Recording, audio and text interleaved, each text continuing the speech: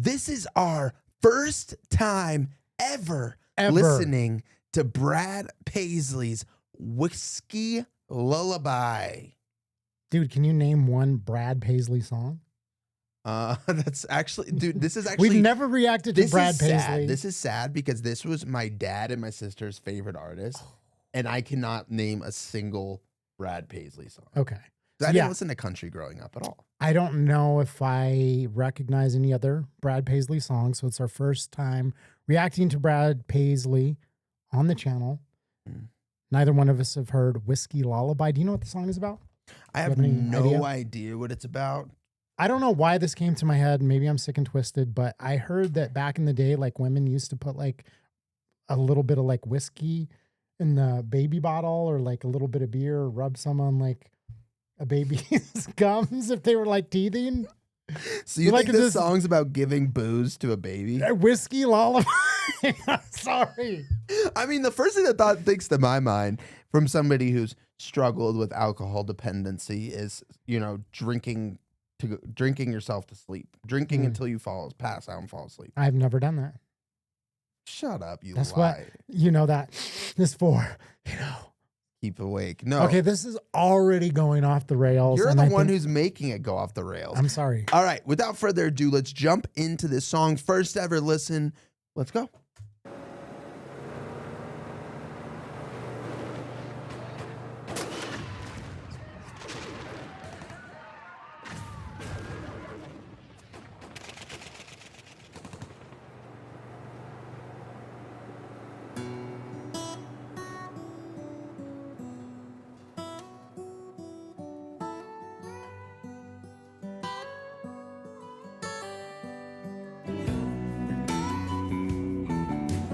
Oh, that young love. I'll love you forever. You come home, and we'll start our family. Whoa, Wayne. Whoa, Wayne. Hey, man. You're home. Son, hey, this is your stop. Come up. You don't even know who that is, do you? Mm. I'm pretty sure that's Ricky Schroeder from Silver Spoons. Don't know what any of that is. You're speaking gibberish to me. You're at home, son. We appreciate what you did. We did what we had to. Is there a missus? It's been a while since I've been home. Go start your life, son. Hell yeah. Brother, we'll Thanks. get some of that nookie. But he's ready.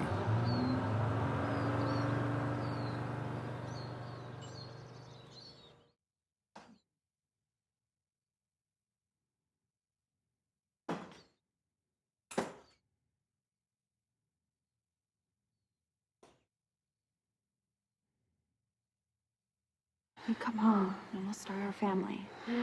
Aww.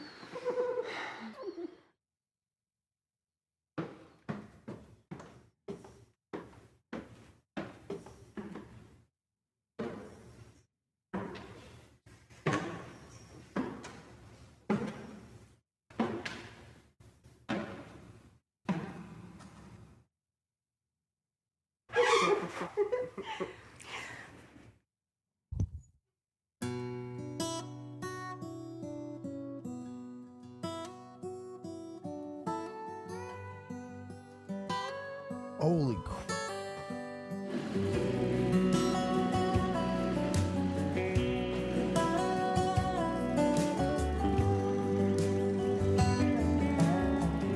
She put him out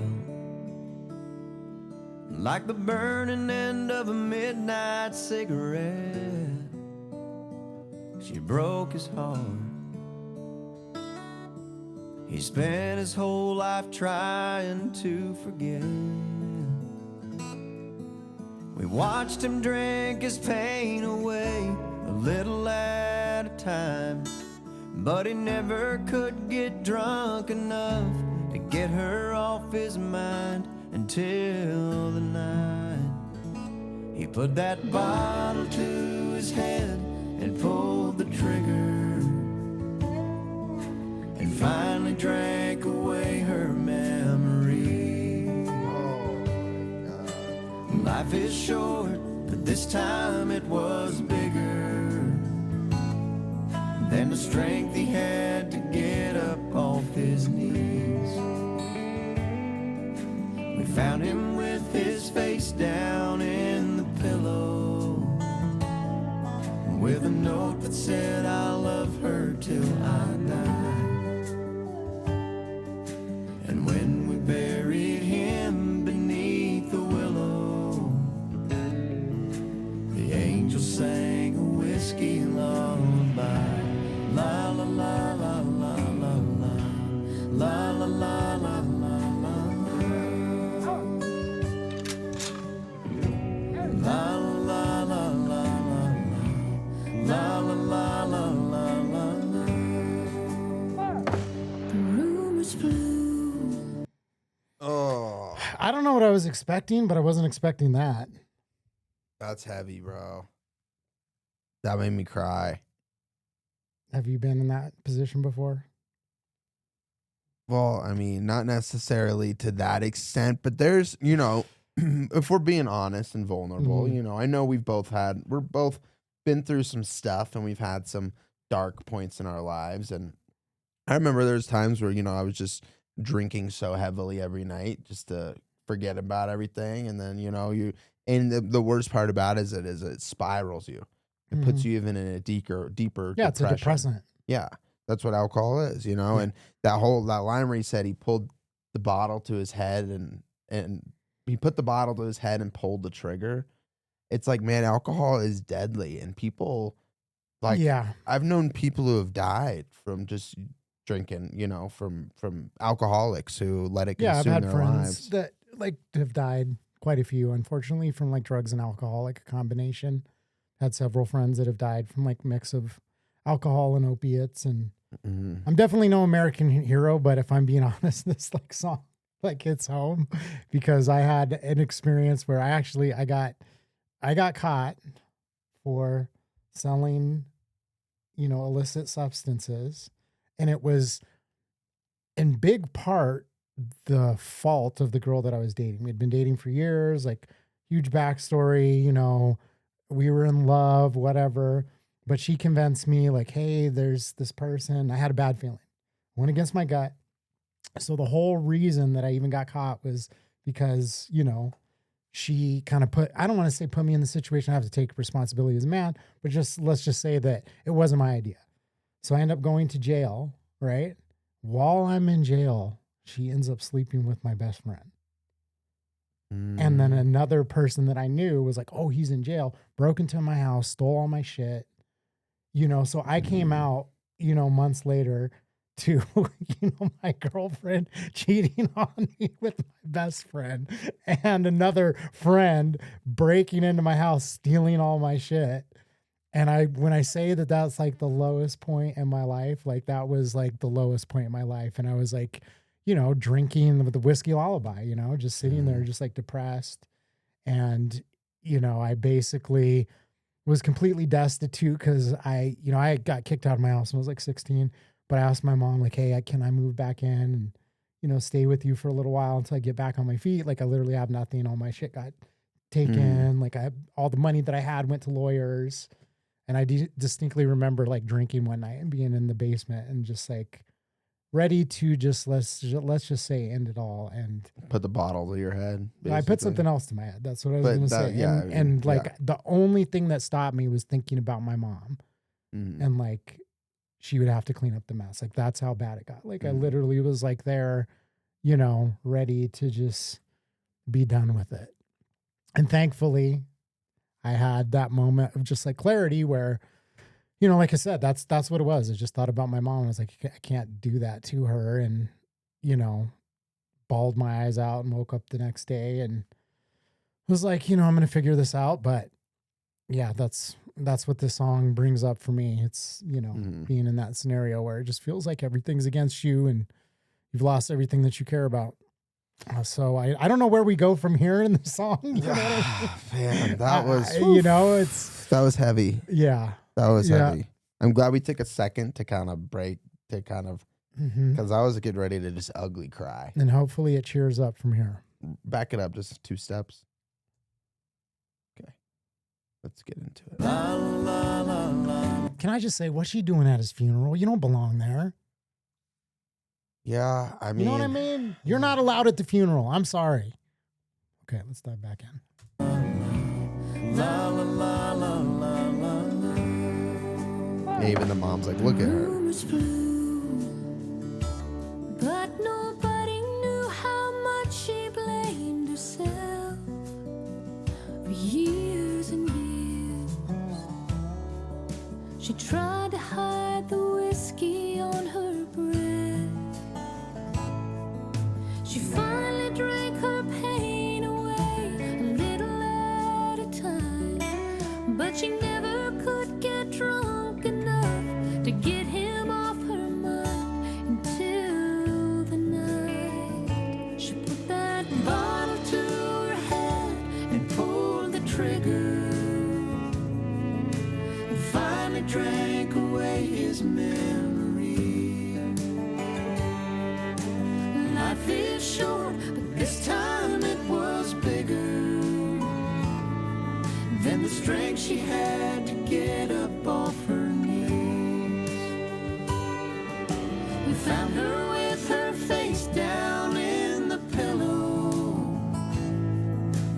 clinging to his picture for dear life. Oh my God.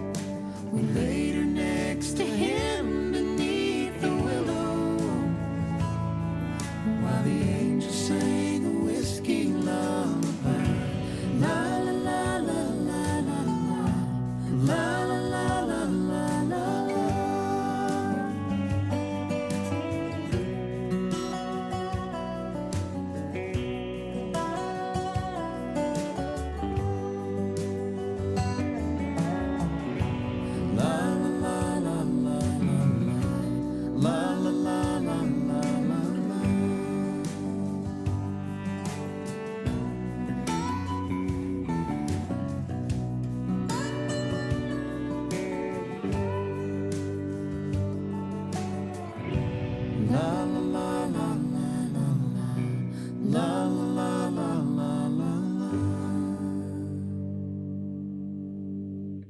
La la la la la la la. La la la la la la la. Holy moly. Oh, I have to say that's probably one of the sadder songs that we've ever reacted to. Yeah, definitely top 3. Concrete Angels was pretty depressing. Monster was pretty depressing. That one is like, to me, Monster is mixed because I found it very loving. It's a love song, like an ode to your, father. You know what I About mean? your dad on his deathbed and you're helping him fight his monsters and you're no longer his son. You're on a different. But to me, that's like love. That's Yeah. like, being with somebody that you love. And that's just a fact of life. So it's like, I had a different take is all I'm saying. That I didn't back find to it. this song, Yeah. the one we're reacting to.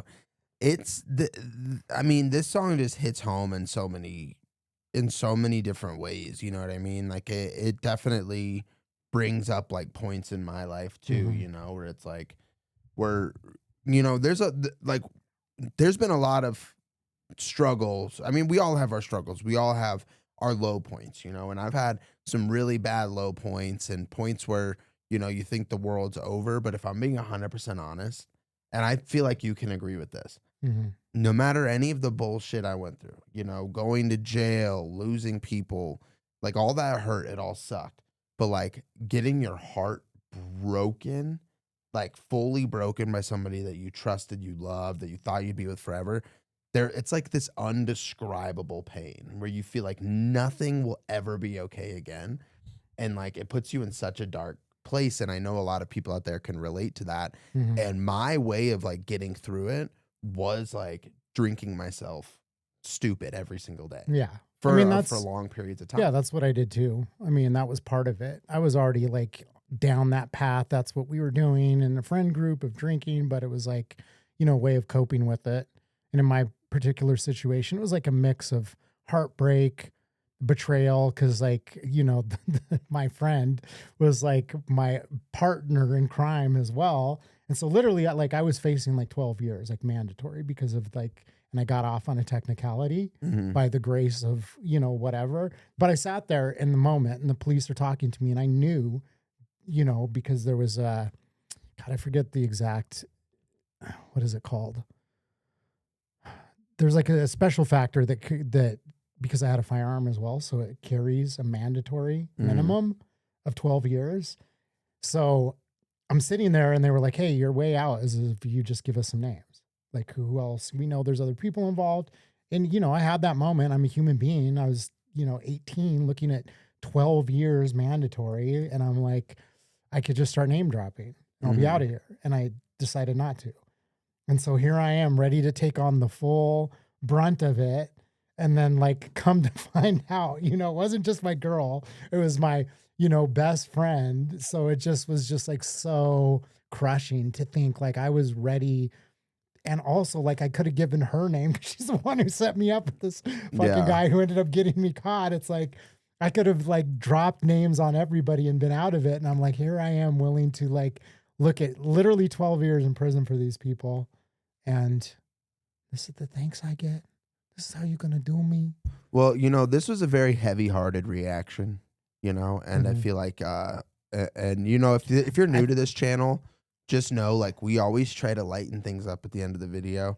And I got to say a couple things. First off, because this isn't a joking matter, for how many people go off the service and then they get cheated on by their significant other, that's heartbreaking. Like, they're out here sacrificing themselves for our freedom. But do you remember the one? Okay, I'm sorry. You're about to take a turn. This is when this is when we have to bring a little humor at the end. Okay. Did you ever see the one of that girl who took pictures with her boyfriend, who's like, he's heading off to service. He was about to fly out to Iraq. And then in the same outfit later that day, she was on the casting couch. No. And it's a 100% true story. No. It came out in everything that it's in the same outfit. That's awful. I don't even want to hear that. There's nothing even funny about that. That is like It's the not worst. funny, but it's also like, yeah. oh, It's sad, man. Those situations are just so sad. And I think like to me, the deeper meaning of this song, like, because it does hit home, is like there's so many people who struggle with alcohol or other substances in their life and use it as a tool for self-medication. mm-hmm. Yep. Yeah, I mean, I know you've been sober for a couple years. Hell yeah. It'll be 2 years in May. Congratulations, dude. That's Yeah. awesome. I still like drink occasionally and, stuff like that, but I definitely try to lean away from it. But I've been noticing like my triggers of why I drink and what makes me drink. And it's like, I've had some stressful things happen this week and I'm like, God, like I'm just so pissed off today, stressed out about random factors. I'm like, God, I'm just going to drink tonight because that'll just put it all away. Put it on the back burner for a little bit, and I'm like, but that's like the most unhealthy way to deal with stuff. Yeah, I think that's the thing, is that it is a means, like that's what has always bothered me about, like, I feel like the way that people talk about alcohol or substance abuse and addiction is not just like acknowledging that it does a pretty good fucking job of, giving you a clean slate. Cause that was what it was for me. It's like, if I'm, stressed out about the week and like I'm thinking about all these responsibilities that I have, all the things that you have in life, and it's very hard to disconnect from that and just be present for me personally. I've struggled with it, and I realized that that's what I was doing with a lot of my drinking, was just using it as a means of being like, okay, now I just don't give a shit. Like, I can be present. That's what I realized. Like, as fucked up as that may sound, it was like, I have a couple drinks and then I'm present. I stop thinking about all that shit and then I'm just there. I'm there with my friends, whatever the situation is. And now that I've not been drinking, I've realized that it like takes a lot of work. Mm-hmm. That same ability, like I can't just flip that switch anymore. So now I have to like really be on top of like my life and the things that stress me out, my triggers. And, I fail at it too. That's the thing. It's like, I realize like, not that I was fully present in areas of my life, it's like, obviously like there's, when I was drinking like that, I wasn't as present with like my son as I should have been in certain circumstances, but now I just have to own up to it and take responsibility and realize like, okay,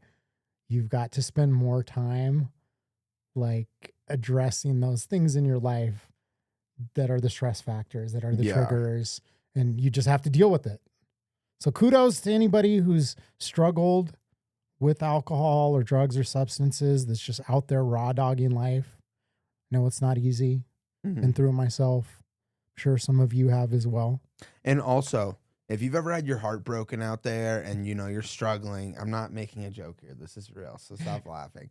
If you've ever had your heart broken out there and you know you're struggling, just remember, you know, people do shitty things and it's okay to open your heart and to love again. Yes. Yeah. If you've ever, come home and found out that your best friend that you were willing to do over a decade in prison for because you didn't want to snitch was banging your girl. You know what I mean? Or if you've ever been with a girl and she tells you straight to your face that you are so ugly and annoying that she is now a lesbian. It's okay. Yeah. You can make it. Don't hit the bottle. Yeah, just hit the gym. Thanks for Exactly. watching, guys. We'll see you on the next one. Peace.